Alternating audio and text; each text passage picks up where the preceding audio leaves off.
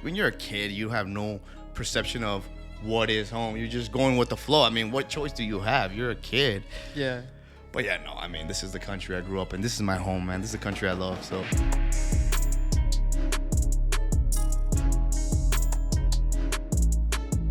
what's up, everybody, and welcome to another episode of Student to the Game podcast. I am your host, Pablo.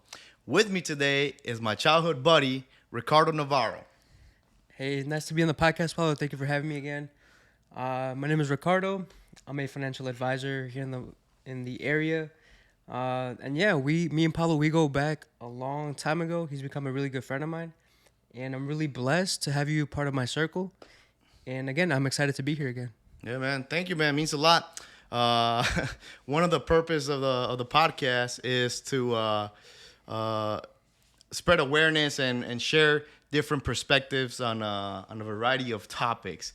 In this particular case, I saw it fitting since we grew up and we kind of have a similar background within our families, to bring you on and so we could discuss and share with the audience what it is like to grow up in the Hispanic community.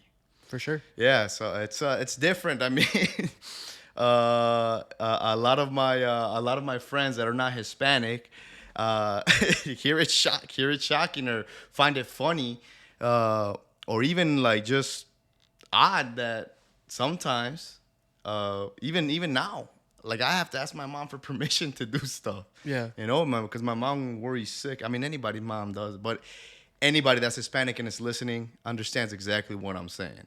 It's different when you grow up Hispanic, Mexican, whatever the case is.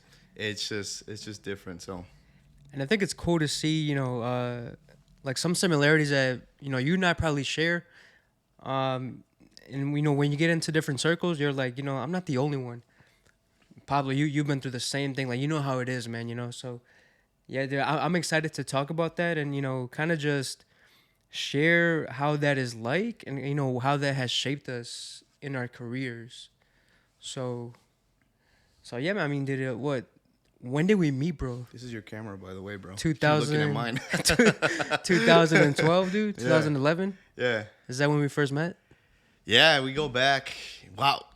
I wanted to say, 10 years, but 2012 sounds about right, and it's fucking hard to believe that that's 12 years ago. Well, yeah. Dude, like I said, man, I knew your brother first. Yeah. And then, it was always, I talked about Pablo, like, who's Pablo, right? Yeah. And I'm big into legend. soccer. I'm just kidding. A local legend. And I'm big into soccer, and so are you, right? So, like, growing up, it's like, Pablo, he's good at soccer. He's one of the best in the area. Mm-hmm. And then coming to find out that you were, Josue's brother. Yeah.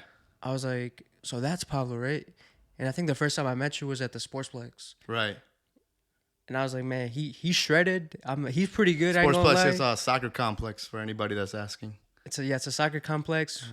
We were there when they first built it. So I think that was the best. That was the best time. Era. That was the best era of that place. Yeah. But yeah, dude, we go back since then, and yeah, dude, it's been 12 years, bro. It's crazy. Yeah, and allow me to give you your flowers, man, out here on the podcast. I'm very proud of what you've accomplished. I'm very proud that you actually did something with the opportunities that you created, that your family sacrifice was able to provide for you.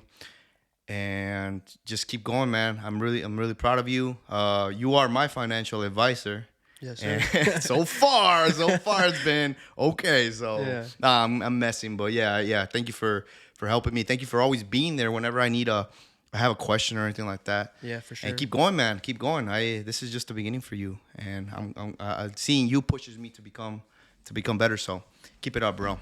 Yeah. So back to our the topic of today. What was it like for you to grow up in a Hispanic culture with maybe parents that are not from here, from the United States? What was it? Well, how was it different from people that grew up here, were born here, and grew up here in the United States? Yeah, man. Well, to say that I'm also an immigrant, so I was born in Mexico. We came here when I was 5, so in 2001. Being raised in that type of household, where an immigrant household, you kind of you realize like what hard work is, right, from the very beginning, but you don't really know what it is. You just kind of see it from your parents. You don't see them in the morning, right, when they go to work, and they probably don't even get home until it's very late at night. You're probably sleeping. That was my reality for the first 5 years that we were here. Really never got to see my dad because he was just working. Um, it was tough, man. I mean, when you come to this country with not knowing the language, number one, you get bullied. Number two, we kind of talked about this. How old were you when you came here? I was 5. You're 5. Okay, so you were a little older. Yeah, So right, I mean, when did you come here?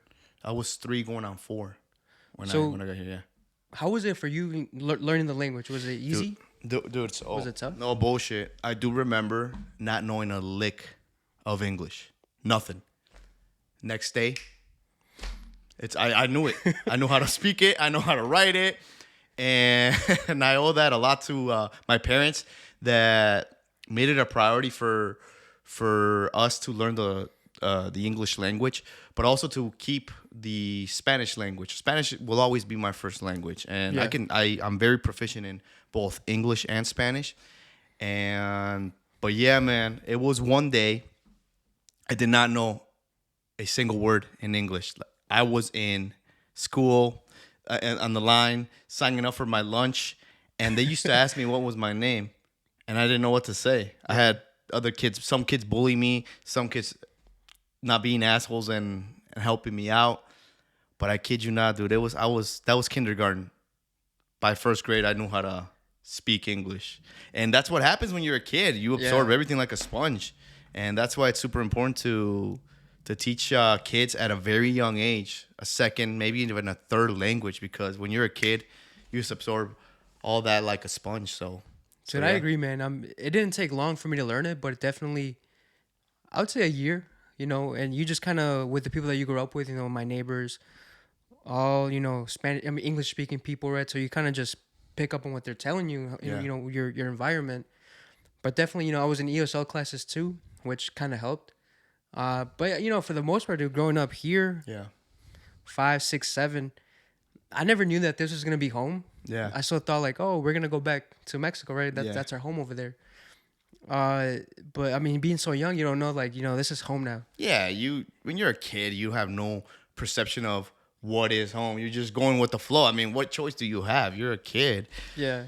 But yeah, no. I mean, this is the country I grew up in. This is my home, man. This is the country I love. So And yeah. I think that's an advantage to immigrants, man, to us. And like you were talking about, seizing the opportunity that we were given by our parents. Yeah, And I think it goes back to the immigrant mindset. Like, we didn't have it good in Mexico. That's why they came here. mm-hmm. And growing up, you kind of realize that, right? So you have a bigger purpose in your life, Right. And you feel like you have a chip on your shoulder. At least for me, I always thought that I owed it to my parents to be someone in the family, right? To be successful in whatever it was. Yeah, And early on, I knew that I wanted to pursue, higher education, and even soccer, bro. Like, I had the dream that I was gonna be pro one day. And I think we we're all all allowed did. to. We're I all think allowed we to all dream, did. I mean, I did. We're allowed to dream. Yeah. And you just kind of have that feeling inside, like, hey, I'm gonna do something great, and I don't want to throw the opportunity that we were giving in the trash. So I feel like for us, that's a huge advantage. Even though along the way, we did have to deal with a lot of adversity, right? The bullying. Dude, I used to get bullied because I was chubby, man. Like, I was fat. On top of that, didn't know English that well. And then when we learned English, you had the thick accent. You couldn't pronounce the words correctly, right? I still have an accent, man. I'm pretty sure I do too. You do too. I think you don't. Yours is not as pronounced as mine. Mine is Yeah. probably a little more. I catch myself sometimes, but hey, Hey, I do too, man. I'll take knowing 2 languages or with a little accent. I don't care. Oh yeah, dude. And you know what? People used to make fun of us for that. Like, even my parent, like my dad, like, it's like, how are you gonna make fun of someone speaking a new language Right. when they're making the effort to do that, right? For sure. So I I think agree with that. just seeing that, as a little kid, man, like, spoke a lot of volume. But again, you really don't realize that till you get older. Yeah. But yeah, man, I mean, raised here, bro. I call the U.S. my home, right? Like, this is home to me. Mm-hmm. And one of the best countries in the world, man. Like, anybody else who says different, Yeah. they probably haven't experienced like what we've experienced. Yeah, perspective. Again, I go back to the whole perspective thing. You think your life is hard, man? Just look at other places around the world. The majority of places around the world have it harder than we do. And again, I've said this multiple times, and I'll continue to say it. We have to act with the sense of responsibility to the rest of the people that do not have the opportunities that we do.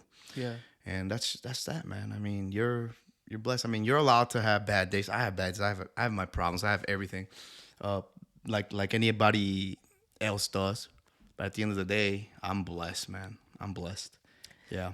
I feel like, man, every single day that you are not in a hospital, Oh, for sure. You're- 1,000%. Yeah. you're golden, man. I mean, it could be a lot worse. Yeah. Oh, yeah. Always. But explain a little bit more in detail. Give me a couple examples. Growing up, how would your upbringing differ to, let's say, some classmates that you might have had, simply because you were of Hispanic origin? Yeah. How Yeah, I'd say one big one was family and like unity, right? Right. When we moved here to the U.S., it was just my dad and my mom, my sister at the time, and then just me, right? So it was four of us.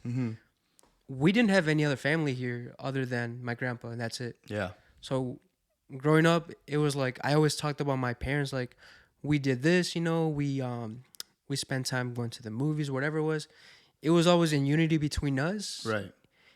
Versus, other kids in my class or growing up, they were like, oh, I spend time with friends, cousins, other family members. And I never grasped that idea because it was just us, right? So I just talked about, oh, I hung out with my mom and my dad, this is what we did. Until, later in life, I started making friends and, having that sort of childhood, right? Like growing up. So that was different. Obviously, the good food, man, right? I had classmates, that I grew up with that it was just all the mac and cheese, man, like all the processed food, stuff like that, McDonald's, junk food. Growing up with my parents, good food, man, like every single day, home cooking, everything. And the cool thing was that we were able to, bring Mexico to us via the culture and like Right. keeping some of the traditions that we had in Mexico here in the U.S. The food being arguably the best. I agree 1,000%. I mean, dude, what's your favorite Mexican dish? Anything that my mom makes. Anything? Anything that my mom makes. I mean, besides pozole, I don't like pozole. Really? I grew to Like you had not too like much. it. I had it too much, bro. okay. I mean, you know how it is. And if you're not Hispanic, you don't understand. But if you are, you can sympathize with me. Thanksgiving pozole, Every Christmas single time. pozole, New Year's pozole, your birthday pozole. I outgrew it to the point where I'll never request pozole ever again. But yeah, my favorite cooking is definitely my mom's. But to what you were saying, growing up with other kids who they were going to McDonald's all the time, dude, I'm not gonna lie. I used to beg my dad to It was like luxury, man. like a luxury. Yeah, McDonald's was like a luxury to us. Heck yeah. And take us to McDonald's. Let's do this. Let's do that. Let's go. The Happy Meals and all that stuff. So, and when you're a kid, what do you don't know about processed foods and all that. And let's face it, our food, our cooking or the Mexican cuisine is not the healthiest either, man. It's not. A lot of sodium. I mean, it tastes delicious, but it's not the healthiest. It's not the healthiest, But man. beats processed food, I guess. Yeah. So yeah, yeah, man. Dude, I heard a joke one time, man, because I know, you're in the fitness industry, Mm-hmm. saying that you really never see any Jack Latinos out there. Right. And I think that just goes back from, I mean, look at me. well, you're an exception. You're an exception. It goes back to like how we grew up, man, just a bunch of food, man. Like, you eat really good. That's why I was fat. I mean, dude, I was fat as heck. And I don't think you ever saw me fat. Probably, Yeah, man. throughout the way a little bit, beginning, but you. I mean, you held your weight pretty good. It's not like no, dude, I was like never thought you were quote unquote fat. I never thought that about you. You were stocky. I mean, and that. I mean, short people have their attributes, man. I mean, I remember when playing against you. Yeah. You always had a good in soccer. You always had a good shot, mid-range shot. I always liked that about you. And when I play with you, I always had that in mind. Like I can give Ricardo the ball and I can tell him to shoot because he's got a good shot. Yeah. you know, and it's a lot to do with your build, dude, with your build. And What do they say that good things come in short or small packages or whatever? I don't know about that, but You know, I'm just giving you crap, man. Yeah, no. In your family, did you have any unique traditions, like I mean, other than your inside typical home? holidays like Christmas, Thanksgiving, no, nothing out of the ordinary, man. I mean, we never like celebrated like the Day of the Dead, right? We never honored our dead relatives, nothing Right. like that. Yeah. The only thing I would say that was a tradition that we kept That was was like unique to you, to the Navarros, your household. nothing. Honestly, bro, Nothing. nothing, man. No. I did say that we were very tight when I was little. Like as a family, when we first moved. Yes, we were tight as a unit. But as time progressed, like that faded away, where it started becoming less and less, Yeah. and we didn't have that family dynamic anymore. So there was no tradition things. I mean, we stopped like hanging out and doing stuff as a family, because as you grow up, man, you kind of do your own thing, and your parents kind of do their own thing as well. So it's like my parents never enforced upon us like, hey, like family's important. This is what you have to do, right? So we really didn't have any traditions particular to our last name. Did you? Uh, I don't know if it was like a tradition, but yeah, no. We didn't really like watch, like, you know how it's common in the Hispanic community to watch those soap operas, the novelas, the novelas. Um, Maybe a couple here or there that we would watch, and as a family, we would have like a family night to watch those. We did watch movies, but the one tradition that was unique to us was every Friday, dude. Friday was the best day of the week because me and my brother would desperately wait for my dad to get home from work. My dad would take like a quick nap, eat something, or if he didn't eat something, we'd go eat. But after that, we would go to either like Walmart, Best Buy, Circuit City when it was still available or open. And we used to play the video games that were there. You know, you remember those little setups like PlayStation 2, back in the PlayStation 2 days, GameCube days, Dreamcast days, Xbox One days. And that was a little tradition. And then after that, we would go to Blockbuster, and my dad would let us pick each a movie. Yeah, that was one of our tradition. Yeah, and that was our weekend. We would spend the weekend watching those movies, and then back to reality back on Monday. Yeah. You notice how small things like that though. Like I mean, I'm sure that when you guys went to Circuit City or Walmart, Yeah. you guys weren't like getting everything you guys wanted, huh? You guys went there to just play and have fun, with each other. Yeah. No, I mean, I grew up poor. I'm not afraid to say my dad couldn't afford like all the things that I wanted all the time, but he tried. He did. He made an effort to if we wanted something here. I'm gonna make an effort. But I understood. I understood that sometimes it just wasn't possible to acquire what we wanted. But yeah, no, that's one tradition that I always cherish, and it was fun back in the Blockbuster days, man. I feel sorry for kids that don't experience that nowadays. Now, I wouldn't trade Blockbuster for like the streaming that we have today, but I'm just glad I have that experience. Yeah. Honestly, yeah, man. Like, there's nothing like going, on a Friday night or Saturday night and going to pick out a movie, man. And I would go to Blockbuster and Family Video. Right. And back then, like Family Video was next to a pizza shop where you can get a pizza and then go pick out your movies. Dude, honestly, those were just simple times, man. Yeah. And funny story, man. I used to work at that pizza shop, Marco's Pizza. Marco's Pizza next to the Family Video. Yeah. It was adjacent, right? Yeah, it was right next to it, man. And it was separated by a window, so people would come up and order their pizzas while they're picking out their movies. I always thought that was a good business model. Did that? Get a movie and then grab a pizza right there, dude. Hell yeah. Whoever came out with that, smart. And I did that for about a year, man. How old were you when you did that? Delivering pizzas. I was in college, man. So I was what? Oh, so we already had met each other. Yeah, early 20s, man. Because I did it for a year. Delivering pizzas. Because I was working two jobs at one point. I was working at Marco's Pizza, and then I was working at GFS, so at a warehouse.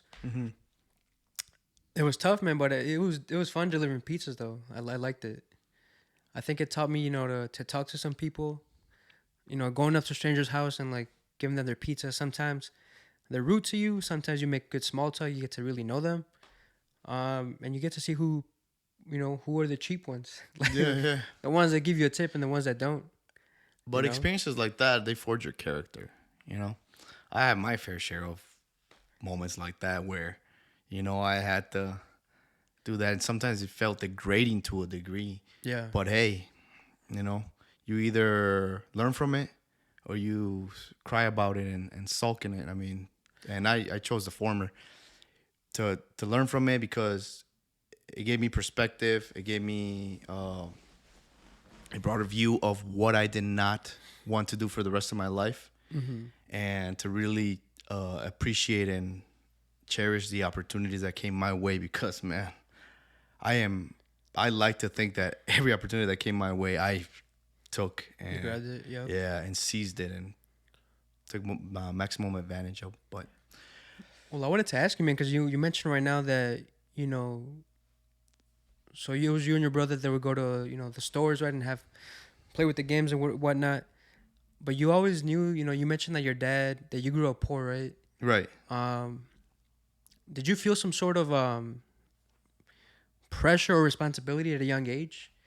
As far as like, I know my dad, we can't afford this. So, it's my responsibility to, be creative with my brother. Be creative with how we're living our life now. Like, I feel like that shaped you to who you are today. With all the responsibility you probably had on your shoulders. well, it's funny you said that because that was one, you worded it differently, but that was a question that I wanted to make you. But sure, I'll answer that. Like basically, what you're asking is, how does it feel to be? Because I'm the oldest, right? Yeah, You're the I'm oldest. the I oldest. mean, being the oldest in the Hispanic community, dude, or in the Mexican community, it's you're basically responsible for any sibling that is born after you, and it's Yeah, very tough because you're a kid yourself. You're a kid yourself, but hey, it is what it is. Yeah. So I wanted to ask you that. What is the how did you take on that responsibility of being basically the pioneer? How do you continue to take on that responsibility? But hey, allow me to to answer your question. Yeah, man, it wasn't easy.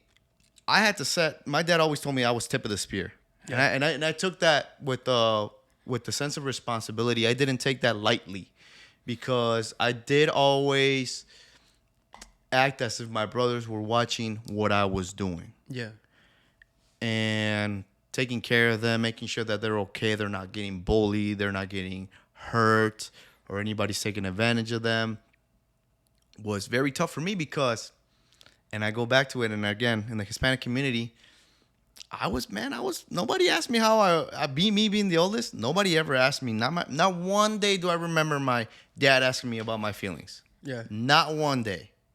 Not one day. And when you're battling those demons by yourself, you're a kid. You're basically a baby, dude. yeah, And you're on top of that, you're responsible for the behavior and the well-being of your siblings. In this case, my brothers, was very tough. I remember going up to my mom once and telling her that I felt sad. I don't know. I was just going through it, dude. And it was depression. Now that I'm older, yeah. now I understand that was depression.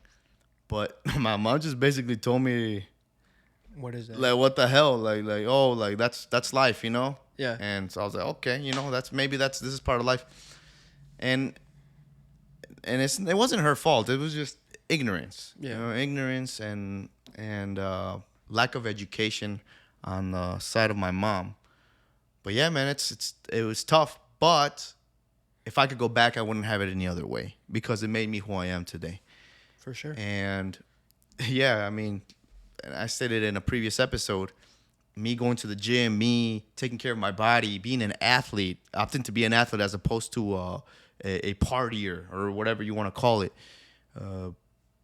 set the pace and set the tone and an example for my younger brothers. I Yeah, mean, one of my brothers is a massage therapist now, yeah, and he's starting his own business, you know. And had I done the opposite and set a bad example for them, they would have followed that because that's What how they it saw, goes. right? That's Yeah. what they saw, and they want now. All of them love to go to the gym, push themselves, be the best version of themselves, and I like to think that I had to I contributed to that by setting the right example. What about you? Yeah, man. Well, thank you for sharing, dude. No, yeah, similar, man. You know, being the oldest, you have the responsibility to not only look for your siblings. So I have a younger sister and a younger brother, and when my brother came into the picture right in 2003, now I had to look over two people, right? But I feel like on top of that though, I was still having to look over after my parents, right? Because well, my mom doesn't speak English, my dad does, but it's very broken, and he really doesn't understand it 100%. So you're finding yourself, trying to help them with, legal documents, bro, that you really don't know what the heck that is. Yeah. You're trying to translate stuff that you don't know what it is. So I felt like a sense of I had a full time job, dude. Sorry, man. You just reminded me of something. Sorry, go ahead, bro.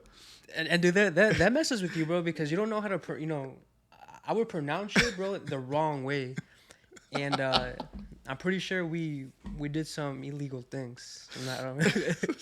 No, I'm sorry, man. But it's funny though because that's how it was. As the oldest kid, bro, it was your responsibility to like, hey, ¿qué me están diciendo? Like, what are they telling me?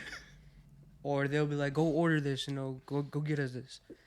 Dude, you ever hear 10 years old, man, like trying to, put your big boy pants on, and like that's what I mean by I had to watch over my siblings and also my parents. Yeah, man. I'm sorry, but you just triggered a memory of mine, dude. That is freaking hilarious. I mean, now it's funny, but back in the day, yeah. Translating legal documents as a freaking 7, 8-year-old, and you're expected to understand these freaking terms that are way beyond your vocabulary. And I remember this one time, I thought my dad asked me for help, and I was like in 2nd grade, dude. Maybe. And I had no idea what the hell some of these terms were, these huge legal terms. And then basically I tell him I don't know. He fucking smacks the shit out of me, dude. No. Starts smacking me around because I go to school. And why the fuck am I going to school if I'm not learning anything? Dude, come on. Bro. And it's fucked up, bro. But at the same time, I mean, anybody that our Hispanic community or Hispanic audience that's listening is going to laugh at it too. And the non-Hispanic community is going to probably be like, oh, what the fuck? That's a child abuse. And trust me, it's not child abuse. It's just the way it is. It's just the way we grew up, It's just the way it is. Dude, that's so funny, man, because that was literally all my dad's response. He was like, what are you going to school for? Why are you learning English? Like, no sirves para nada. Like, And you would get bullied, dude, at home and at school, man. Like, from both your parents. And, and it's like, man, I'm just trying to help you guys out. And if I don't know, I don't know. Oh, man. It's so funny you said that, dude. That immediately triggered a memory of mine. Like, instantly. That's why I bursted out laughing. I'm sorry, but dude, it's so I couldn't help myself. Your dad just smacked the crap out of you. Bro, he was like not in the face, but like in the back of the head, dude. Like, what the fuck is, like, what do you go to school for? And my dad was always under a lot of stress from work and all that stuff, so... Yeah, at the time I was like, what the fuck? I literally don't know. What was your dad's favorite word to call you? Just kind of like... Pendejo. And, I mean, that's the one that ¿Cómo serás pendejo? Which translates to something like dumbass or something. Yeah, dude. The same, bro. Same. Like, I used to get called it all the time. It was either pendejo or no seas güey. My dad never really used the way word. Yeah, my dad did. Pendejo was one for sure. And he said a lot. He said puta madre a lot. Yeah, which basically means the literal interpretation is fucking mother. Yeah. But I guess what it means is like fuck. Puta madre means fuck. It's like a fuck, like an expression. I say it all the time now, but I know your dad, bro. I mean, I'd be terrified, bro. Man, listen. Seeing your dad in one side, like on the soccer field, bro. It's one thing. Yeah. I can just imagine like him being He was very disciplinary. disciplinary. Oh, Yeah. very, very. And I'm thankful for that too, because I got my butt whooped for stuff that I shouldn't have gotten away with, you know. And that I'm thankful for that, you know. I really am. I feel like a lot of the younger generation sometimes needs that to give them make them appreciate what they have or how good they have it, because Hey, bro, you know, yeah. you triggered when you asked me earlier, like what was different about growing up with your peers and all that. Uh-huh. Was that trophy generation mentality, or like at home, dude? If you didn't do something the right way, or even if you did it the wrong way, like you would get punished either way. Like you're going back to what you said, like, no seas pendejo, you know. Um, so I believe in like that was different from my peers growing up. Uh-huh. Seeing that they got like congratulated for a lot of stuff, Uh-huh. even if it was not necessarily like either their best or good. You know, their parents would be like, "Oh my god, like Tommy, like congratulations," you know, or whatever. Yeah. Here, bro, you do a good job. My dad was like, "You could have done better," or "No seas tan güey para la próxima," you know, stuff like that. So it just triggered another response that I was gonna say about Yeah. growing up different, you know. Yeah, and listen, to me it was always it was very instituted in me that my dad was working his ass off at this job for me to have this opportunity. Yeah. So I try to act on it, you know, but there was, I mean, I'm like anybody else. There was some subjects in school that I just did not care for and would sometimes come back with some bad grades. And yeah, that, I mean, to what I would say anywhere, if it was in elementary school, I hands down got my butt whooped with the belt or whatever the fuck my dad used to use. What Because was the due to- worst way you got your ass beat? Bro, fuck. I don't want to give the wrong impression of my dad, because my dad was not. I did not grow up. Let me just prefix this by saying I did not grow up in an abusive And I can attest- environment or anything like that. His dad is a great It was person. just very disciplinary, and that's why we're doing the podcast today, to give you guys different perspectives and what it's like. Give you guys the perspective of what it's like to grow up in the Hispanic community. But the worst, bro, was this vacuum tube extension. This freaking like some sort of plastic.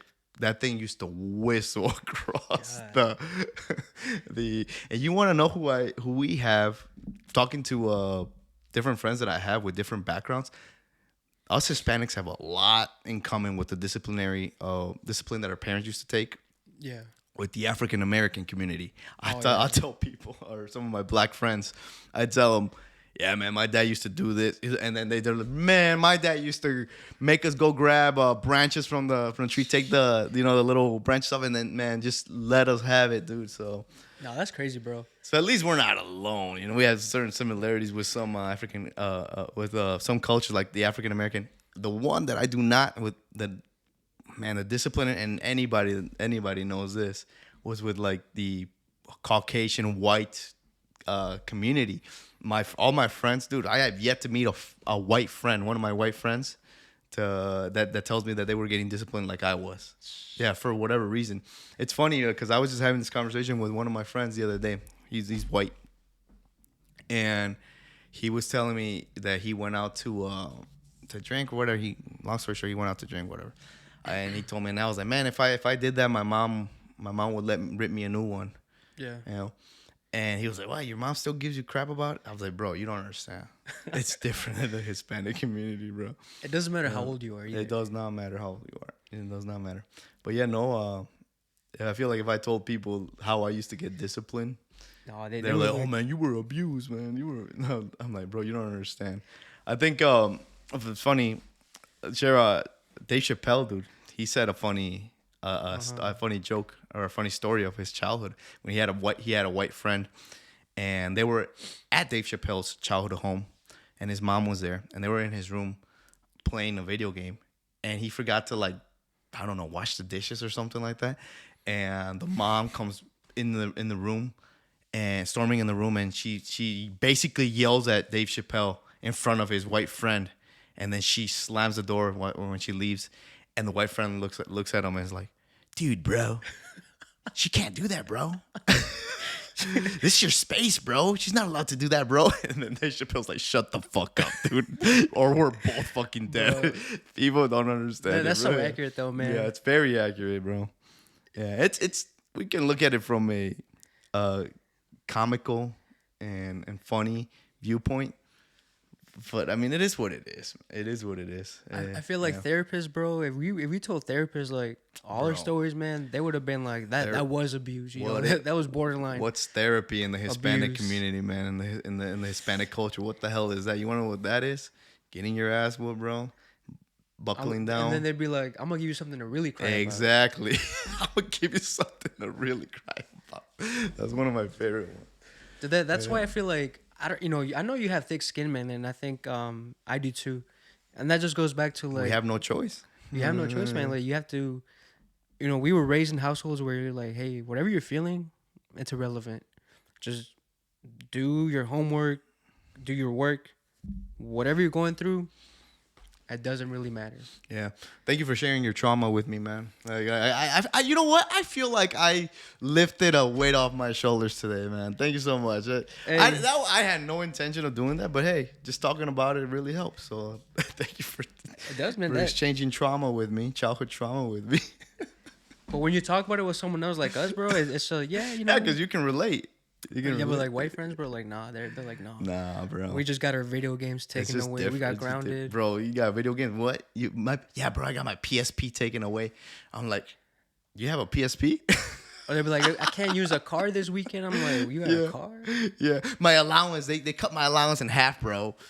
Like, Nah, they can never what? relate, What's man. allowance? Dude, it was crazy, bro. And yeah, I mean that's why like kind of you sharing your story, man. It's like Shit, we're not bro. alone, bro. My dad We're used to not hit me. alone.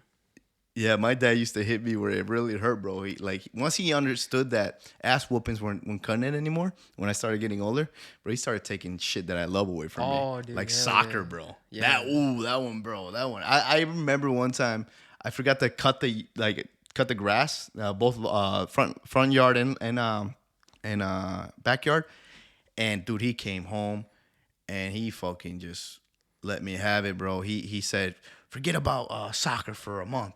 And I was like, no, please, hit me instead. I literally said, hit me instead, whoop my ass instead. He said, no, forget about it. Man, my dad was fucking, he knew where they fucking hit me. He was smart. Eventually he didn't do that because he wanted me to continue playing. But dude, he had me in the first half. Not gonna lie, bro. Dude. Yeah, that fucking hurt. I was like, man, I'd rather get my ass whooped than get that taken off.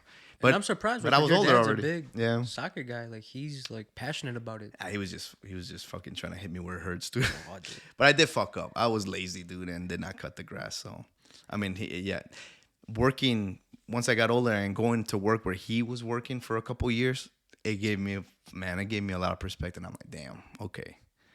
It made me sympathize for my dad, because of how fucking difficult that job is, dude. Yeah, fuck, bro. Hell on earth, bro. And what job was that? The foundry. Foundry. Fuck. Heavy labor all day, every day, minute by minute, hour by hour. And you better fucking be on your toes all the time because one slip could be your ass, bro. It's dangerous, Life man. or death right there. Yeah, very dangerous. I mean, I got so many burns, dude. Got scars from working there 3 years. Well, yeah. But yeah, no. Thank you for sharing again. Thank you for giving me a good laugh because that made me, I truly feel better. I really mean that. Nah, dude. I mean, I had it pretty bad too, man. So Yeah, but no, I mean, we're not here complaining. I love my dad, bro. I love my mom. I love my family. I would not trade them for I would not trade my childhood, my upbringing for anybody else's in this world. Or in well, his. dude, I feel like you're a reflection of your family, man. Like, 'cause, you Oh, I 1,000%. I got to know your dad, dude, pretty Yeah. well, and Yeah. I'm like, dude, Pablo is a reflection of what the Davalos family stands for, you know. Yeah. So I mean, dude, I got to care about your dad, bro. You know, on a professional level.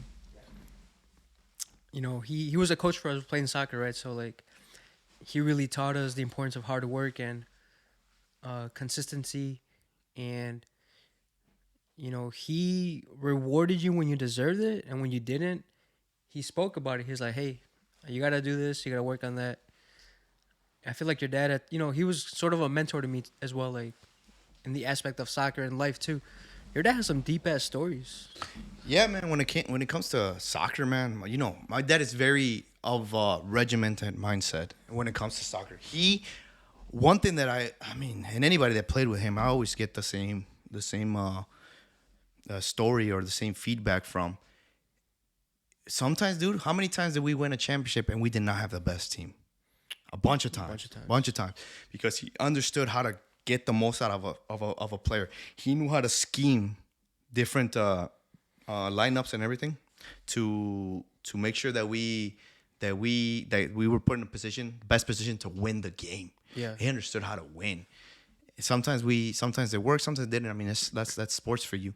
But if I learned anything from playing under my dad, it was the importance of understanding what you're working with, Yeah. because he always understood what he was working with when it came to personnel and the different lineups that he would put, the different schemes that he would put, the different tactics for that particular opponent that we were playing against.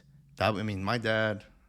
How many times? How many times did he make you play a position where you're like, man, that's not my strong suit, but it fucking worked. Yeah. Because at the end of the day, we won the game, and I remember that, and that was my favorite part about playing with my dad. And once my dad got serious about getting a team consistently, Yeah. for what was it, maybe like 5 years that he did it consistently.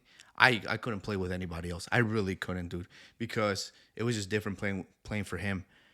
The what he instituted in us. Everybody be here 30 minutes before the game so we can go over the game plan. And Dude, you never Yeah. saw that. I mean, Yeah. especially the one thing I admired from your dad was that even though we played in a league where it was competitive, but at the same time, like, it's not professional. We're not getting paid or nothing like that. Your dad took it so serious. Like, he was like, hey, if we're gonna do this, let's do it to win.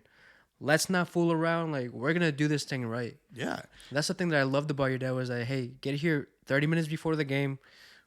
We all get huddled up. I also love the fact that we were always in a uniform, right? So everybody was matching, dude. Because nobody dresses up. I mean, not even back then, bro. Like, people would have different shorts, different color socks. But your dad was like, hey, like, bro, get we your were uniform, uniformed. Yeah. white socks or whatever the color was. Yep. Like, I want you all like that Yeah. game day. Hell yeah.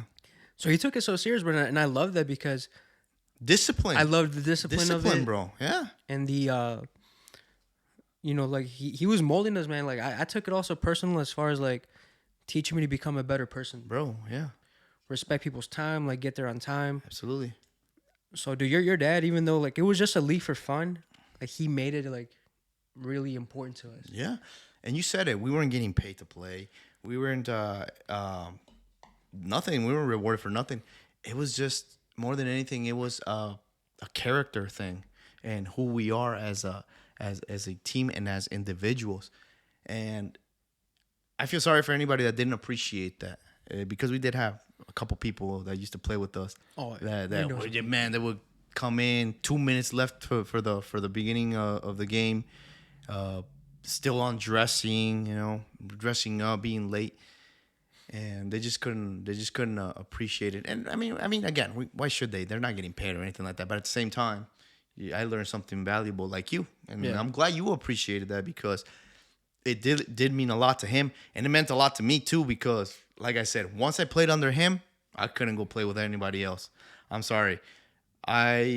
You know me. I mean, I play to win. I'm there to have fun for sure, but nothing's more fun to me than winning. And that was definitely one of the best parts, one of the best times of me playing the sport was when playing under my dad. And when we had good players around us, people that took it seriously. And shit, what came out of it was a bunch of championships. So I mean, we don't need to say any more. That's what I'm saying, bro. Like you're a reflection of your family. Like the way that your dad was, I've noticed that like, that's how you are with your business and your personal life. You're like, hey, like everything is an opportunity. We have to take advantage of it. And like you said, man, you waste no time, bro, in getting what you want, and you know what you want. So I think that has a lot to do with your dad, bro. Like I see that in you guys. Oh, for sure, 1,000%. No, I love my dad, man. I love the way that he brought me up, and sometimes had to discipline me. I like I said, I keep saying it. I regret nothing. But uh, but yeah, man, for sure. Trip down memory lane there, man. But uh, is All there in good times, man. for sure, bro, for sure, and more to come for sure, bro. A lot of success coming our way. Um, is there a particular childhood story that can keeps you striving for excellence and Yeah, dude. I like a mean, there's a bunch, man. But yeah. one of yeah, it's not. This happened when I was fairly older. Like I was a teenager. I got my first job. Um, I remember getting my first paycheck. It was like before. It was like around Black Friday, and I've always been disciplined with my money. Like I knew how to save, and like that's important to save my money. So I always did that. But I grew up in a household where my dad was very like, hey, once you get a job, like you need to start contributing to the household, right? Help with the bills or whatever. Black Friday came around, dude. I go shopping with my friend. We go to the mall, and we go to the shoe store. I think it was Champs. And dude, I'm very simple, man. Like I don't like buying stuff for myself. I wouldn't say I'm cheap. I'm frugal. Uh, but I saw these, really nice pair of shoes that I liked, and then I saw another pair of shoes that I liked, and I was like, telling him, I was like, man, which one should I get, dude? He's like, why not get both, man? Like you got money, you got paid. And I was like, you're right, man. I got a check right now. I can buy these. So I ended up buying both pairs, man. I think both pairs cost me around $150. And dude, I was excited, but at the same time, like I got that shopper's remorse. And I get home, have this big bag of Champs, and I walk in the house, and the person that's waiting for me is my dad.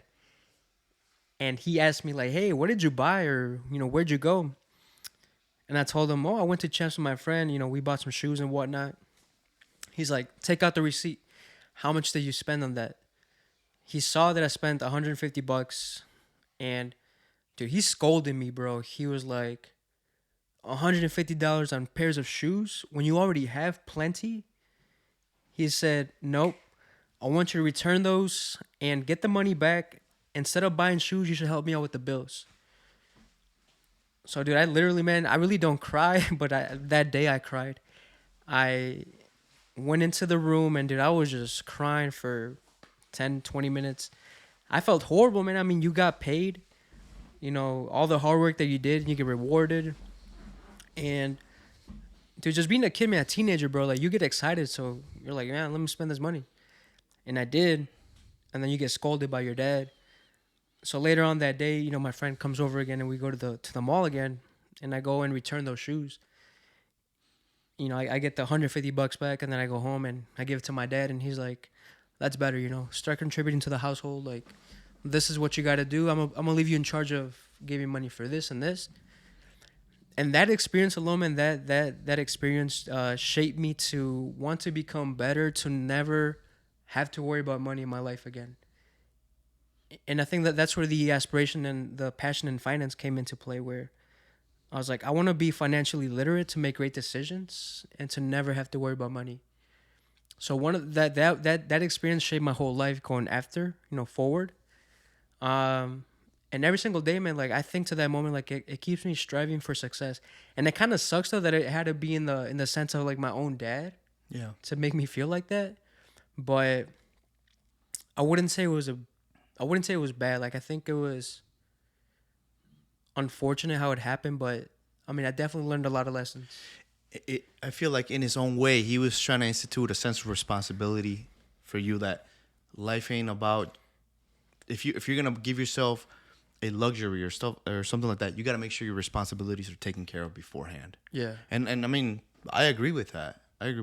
It's important to enjoy the day to day, but you gotta plan accordingly, and not at the expense of your responsibilities. Right. And I feel like if you, and you probably can agree with me, if you take care of your responsibilities first, it feels way better and more rewarding once you give yourself a little luxury, whether it be buying a pair of shoes, like you said, Yeah. or buying something that you want or doing something that you want. I mean, Yeah. I've been there where I'm financially irresponsible, and I don't regret it. I really don't, but I do regret the bad moment that it made me go through Yeah. after the fact. But no, yeah, I don't like that that feeling of shit. I shouldn't have done that. Yeah, I I did, shouldn't and have done it's it allowed me to think scarce, man, for a while, because even after I got my next job and my next job, I became more frugal because of that experience where I was like, where my dad engraved to me like, hey, take care of responsibilities, that. Yeah, which I always knew. I was like, I always knew that take care of responsibilities and then have fun. So I was always very disciplined when it came to that.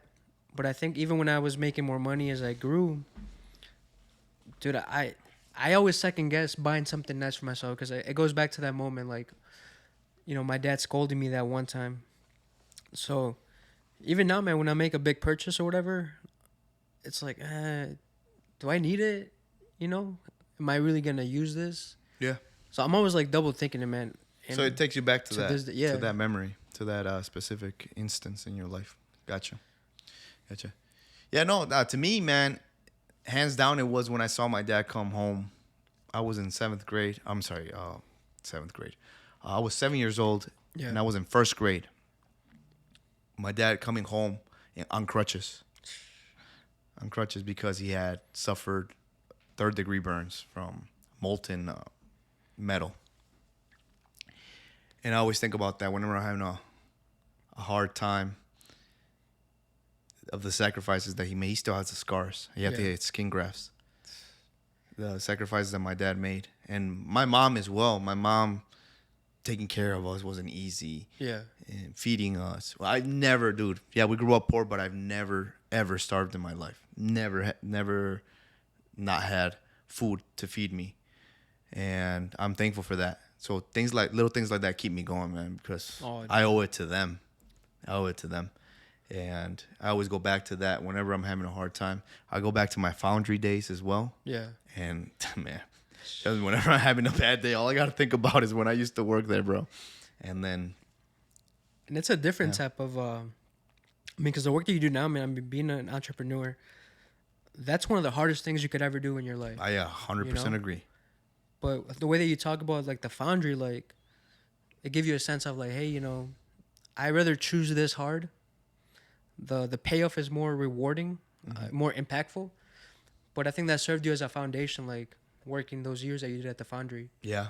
realizing like perspective. You mentioned It's perspective a lot. bro. Perspective is, in my opinion, the best thing that you could have, because it really allows you to reflect on how lucky you are. Yeah, Yeah, and also makes you understand what you want in life. And again, yeah, the foundry, along with my upbringing and all experiences in my life, have made that clear for me of what I want, where do I want to go, and what version of me do I want to be. And yeah, that. So yeah, I'll never forget. Yeah, So I've known you for 12 years, right? So Yeah, 12 now years. You're 30, yeah, right? Seeing like from when we first met you till now, bro, like that progression of human that you have become. Not only is it inspiring, bro, but I think it's also like it's a reflection, or it's an assuring way to show people like, hey, like if I can do this, yeah. dude, you can too. And I've had a lot of help, man. I've had a lot of help from my parents to my mentor, who means the world to me. He knows who he is. He is, I mean, he really, really instituted into me how to get out of that scheme that's part of our culture as well. That is toxic Yeah, and really holds you back, because you're growing up in the Hispanic community. You're instituted that you have to be humble. You have to be humility. And I think we misconceptualize that as a culture. That means, oh no, don't do that because you're not good enough, or you're not worthy, you know? Mm-hmm. And I used to be like that, man. At the beginning of my career, I used to be like that. Like, no, I'm not going to do that because I'm not good enough. Yeah. Enter my mentor, and he snapped me out of that, bro. And I could not be more grateful, because ever since then, I've tapped into my potential. And I mean, you've seen it. You've seen Yeah. it. And I am eternally grateful to him, because he's also Hispanic, Yeah. and he did the same. He did the same. So I'm lucky to have him, because he put me about 35 years ahead of the game. Yeah. So, And speaking on yeah. that, I mean, the importance of having someone in your life like a mentor, like someone Yes. that can give you an unbiased Oh, bro. opinion, credit Yeah. to you. I mean, I send him the podcast, the episodes every time we shoot one. Yeah. Dude, he just lets me have it, man. And that's what I need. I love that. Yeah. I don't need him to tell me, oh, you did a good job, you did this. I need him to rip me apart, tell me what I did wrong, where I can get better, and what do I have to work on. And yeah, in any life, any huge life decision that I make, I always consult him first. And I think that's beautiful, man. He's never steered me in the wrong direction. Yeah. I feel like, yeah, we can't ever achieve anything on our own, dude. So you need to surround yourself with people, smarter people with experience around you. You know, because yeah. we're young, dude. Oh, So dude. Yeah, the saying goes, if you're the smartest person in the room, you're in the wrong room. You're in the wrong room. And I'm a true believer in that. I'm a Yeah. true believer in that. How do you expect to get better if you're always the smartest one in the room? Yeah. You know what I think that's breaking too is like a curse in our culture, man, where you know you hear that saying like that a Mexican is a Mexican's worst enemy. You Yeah. know? Yeah. And I feel like if your mentor, man, if he's Hispanic, Latino, he broke out of that curse a long time ago where he says, I want to give back to my people that look like me and I want to help them out and thrive. Yeah. So he poured onto you, man, and now you're pouring onto other people. Yeah. And you're breaking that cycle, like, hey, like, you can't do this on your own, man. Like, you do need to be coachable. You need to be wanting to learn and want to get better. You know, I use this saying all the time with my financial planning practice that I can bring, you know, I use the analogy of I can bring the elephant to the watering hole, Yeah. but I can't make him drink the I water. can't make him drink the water. 1,000%. Yeah. And that's true with Love that. anything, man. Like, you need to want to be a better person. Like, you want to do those things. Yeah. If you don't want to do it, no amount of help, no amount of advice is going to make you better. You got to apply it. It boils down to theory versus application. You can have the best theory in the world. Oh man, look at this theory that I got. Yeah, but if you don't apply it, what good is it? It's nothing. It's nothing. Yeah. So, yeah, no, thank you for sharing, man. It really is liberating to a degree. Oh, it is. Hearing other people with the similar background, upbringing as me, and I mean, I've known you, but even these things that you're telling me right now are new to me. So thank you for sharing, and I'd love to share more with you in the future, man, because like I said, I feel like a weight was lifted off my shoulders today, and I had no idea that was gonna happen today. So thank you. It's been a tough week for me. It's been I'm tired today, man. I'm super tired, but I had to do this. You know, I hold myself to a standard, and no matter how tired I get, no matter how busy I get, I like to deliver. Yeah, and that's what I'm hoping to do with this podcast. So, dude, well, the podcast is, dude, it's gonna take off, man. It's one of those things where you just have to pour into it at first, man, and you know, stay disciplined with your daily actions. Like, even when you don't feel like doing it, you still do it. That's a measure of like who you are. Yeah, as an individual. Yeah, and how we were brought up. So, yeah, no, just you either complain or you get to work. Those are the two options that you always have. But yeah, changing the subject a little bit, man. Want to finish off by sharing a funny story. And I know you wanted to share something before we started recording. You brought it up, and I thought it'd be funny for the audience to listen, because I think a lot of them can relate, especially anybody that plays fantasy football. By the way, look at this ugly hat that he has on right now. Let's go. America's fake team. Best team, bro. What do We're you still mean? What do America's you mean team. best Man. team? The Packers are America's team. Are you kidding me? I just feel like, man, like the fans is what makes the Cowboys special. And that's why we get a lot of shit too, because Man, of the the fans fans. are kind of. Are you kidding me? As Stephen A. Smith says, the nauseating fan base that is the Cowboys fan base. I mean, it's you guys are the worst, bro. What are Bro, you we talking just about? need. I mean, you not so much you, man, but you need to meet more Cowboys fans because you guys are I've met 'em, delusional. bro, yeah. You guys are delusional, man. I think to a certain, like, they're just so passionate, man, and you know you can't, when somebody's passionate about something, but you can't tell them different. I get being passionate. I do not understand being delusional. Like, this is our year. This is our year. We're the best team. We're America's team. You guys have not won anything in over, what is it, 30 years 30 now? years? Jesus. They haven't even made the NFC Championship, one. Haven't even made the Super Bowl. And you're still calling yourself America's team? On what base? I mean, yeah. Jerry Jones, I feel Jerry Jones, the owner, is freaking phenomenal. I mean, how does he continue to make, and I don't know, maybe it has to do with his other endeavors, but how does he continue to make the Cowboys the number one, not just the number one franchise in American sports, the number one franchise in all sports, which is saying a lot because he's going up against behemoths like Real Madrid, Manchester United, Oh, yeah. the Yankees, stuff like that. So It's because I mean, he knows the business side of it, I guess, but that does not make you America's team. but you know why though? Whether it's good or bad, bro, the Cowboys are in people's mouths all the time. It's true. You know? You're right. Whether we're even, Yeah. we're not even playing. And he them, understands that. Yeah. So he knows that. He's a great businessman. I mean, he understands the importance of being relevant. And he keeps the fucking Cowboys relevant. I don't know how. And that's the only team, bro. Because you guys do not win when it matters. But hey, more power to them. Well, hey man, we did it. You know, it's that Jerry curse, bro, that he made in 1994 when we won the last Super Bowl. He said, "If you give us this one more Super Bowl, I promise that's it, God." I mean, and ever since then, man, like we haven't won shit. Well, no disrespect, but I really hope he doesn't get it because I think can't he'll be stand dead the Cowboys. by the time that we do win another Super Bowl. Yeah, he's definitely up there, and he admits it that he's up there. He doesn't have much time left. But go ahead and share the story that you wanted to share because.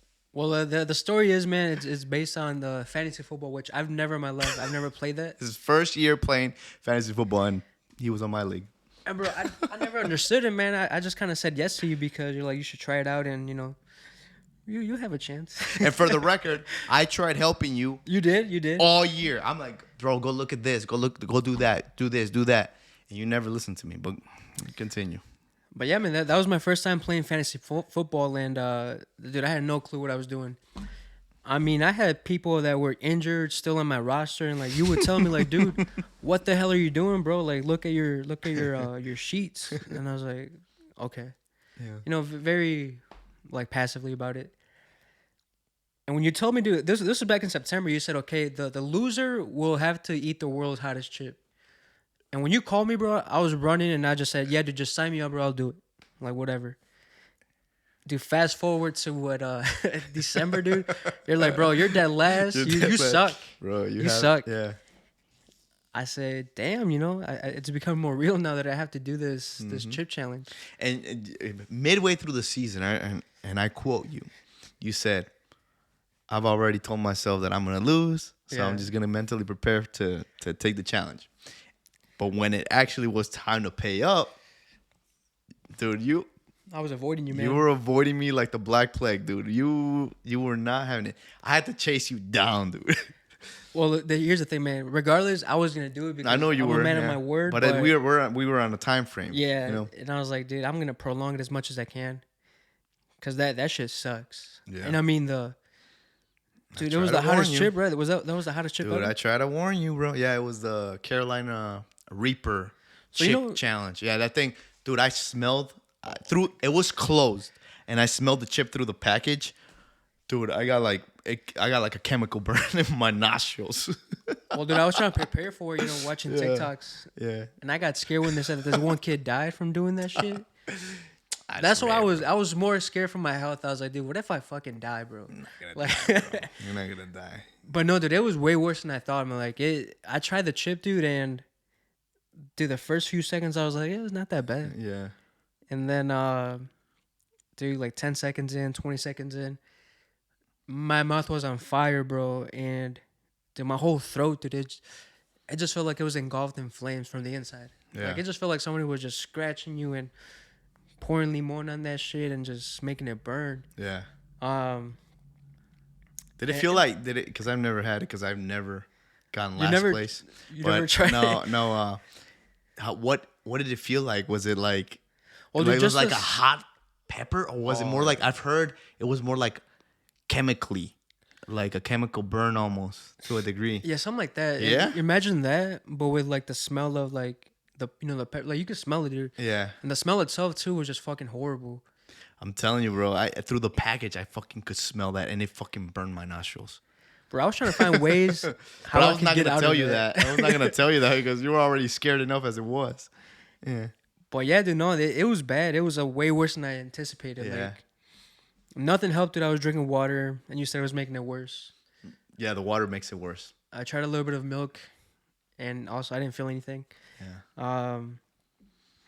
Didn't you puke outside? No, dude, I puked in your bathroom too, man. I went into your bathroom because this was done at the gym. Yeah. And dude, mind you, bro, he wanted me to do the challenge in front of people, like in an area where. It's supposed to be embarrassing, dude. You shouldn't. I mean, that's the whole point of fantasy football. If you're dead last, you're gonna get punished.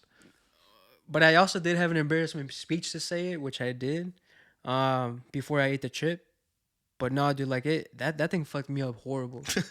I went into your bathroom, bro. Bro, you didn't talk to me for what? For weeks? That's No, how dude, I was pissed you were. just, I couldn't talk, man. Bro, you act like I did that on purpose to you. I try to warn you. I try to warn you, bro. No, dude, but I did think I was gonna pass out, man. Like Yeah. I was in your bathroom, like lightheaded. I was on my knees, bro. Like I had my hands in your toilet bowl, dude. It was crazy. And then Andy goes in there. He's like, dude, are you okay, dude? I was like, no, dude. Like, dude, my insides were fucking burning, dude. I believe Horrible. it. I believe it. And then I walked my ass out the gym because I couldn't even talk, dude. You're like, wait. And I was like, get out of here. Dude, I walk out the gym, bro, and I started puking. Like, just puked so many times. Yeah. And it was red.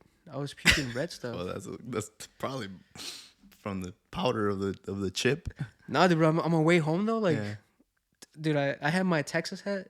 I don't know if you remember, like, the black hat that I had. Yeah. Bro, I threw up in my hat, dude. Because I was driving, and I was like, I gotta throw up right now, dude. So I took my hat off, and I puked in it. Bro, that's why you haven't seen me wearing that hat anymore. Oh, you.